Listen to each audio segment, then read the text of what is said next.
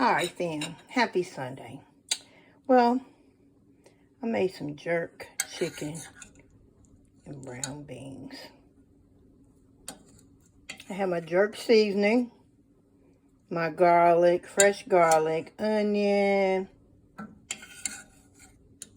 Then I put some shelled pinto beans in here and put it in the oven. I cooked my chicken first.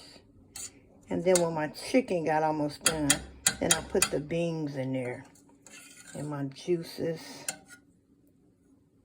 And put my jerk sauce. And then I have my rice here. And it is so doggone good.